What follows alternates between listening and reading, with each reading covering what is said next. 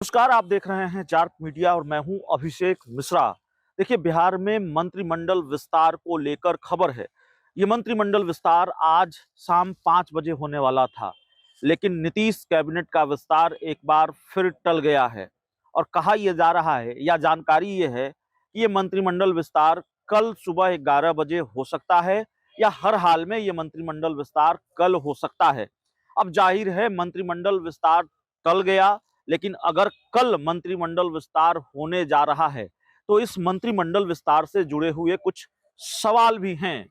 सबसे महत्वपूर्ण सवाल यह है कि किन किन चेहरों को जगह मिलेगी।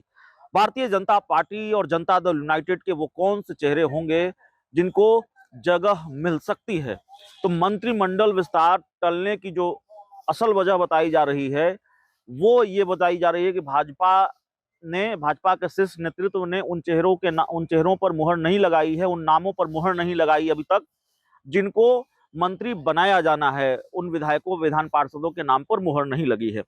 जेडीयू की तरफ से पुराने मंत्री ही रिपीट किए जाएंगे। ऐसे लोग जो पहले भी नीतीश सरकार में मंत्री रहे हैं उनको रिपीट किया जा रहा है, जैसे शीला मंडल, लेसी सिंह, ये सारे लोग मंत्री बनेंगे। और भी कई नाम हैं। महेश्वर हजारी मंत्री बनाए जा सकते हैं जिन्होंने विधानसभा के उपाध्यक्ष पद से इस्तीफा दिया था। तो मंत्रिमंडल विस्तार को लेकर ये जानकारी है।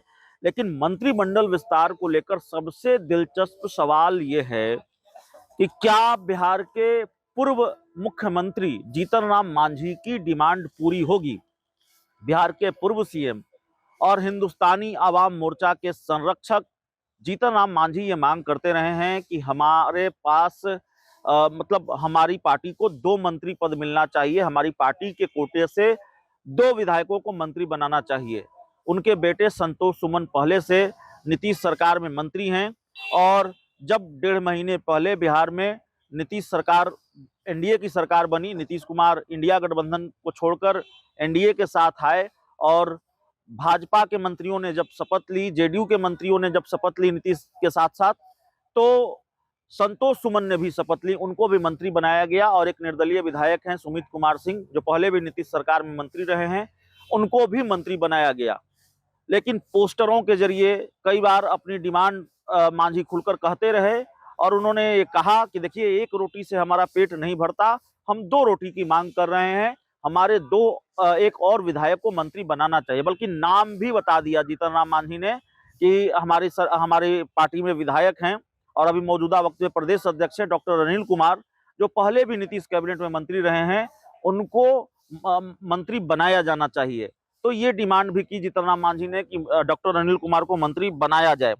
खैर, मंत्रिमंडल विस्तार को लेकर एक बड़ी जानकारी और निकलकर सामने आ रही है, जिसकी वजह से भी हमें मंत्रिमंडल विस्तार पर बात करनी पड़ रही है। खबर ये आई अब से थोड़ी देर पहले निकलकर कि बिहार के डिप्टी सीएम सम्राट चौधरी, बीजेपी के प्रदेश अध्यक्ष भी हैं, वो मिलने पहुंचे हैं संतोष मांझी के आवास पर। और संतोष मांझी जो हिंदुस्तानी आवाम मोर्चा के राष्ट्रीय अध्यक्ष हैं, उनसे भी मिलने पहुंचे हैं। जीतन राम मांझी के आवास पहुंचे और जीतन राम मांझी के साथ साथ बिहार सरकार के मंत्री और हम के राष्ट्रीय अध्यक्ष संतोष सुमन से भी मुलाकात की है। और अब जाहिर है मुलाकात जीतन राम मांझी से हुई है, उनके बेटे संतोष सुमन से हुई है।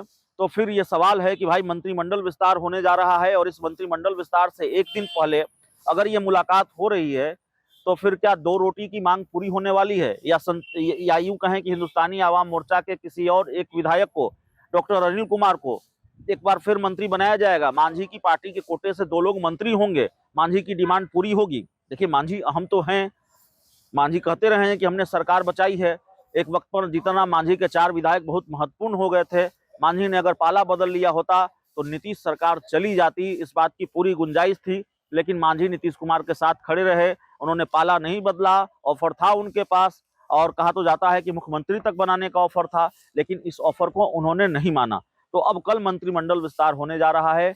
मंत्रिमंडल विस्तार में मांझी की डिमांड पूरी होती है कि नहीं पूरी होती है, यह देखना बड़ा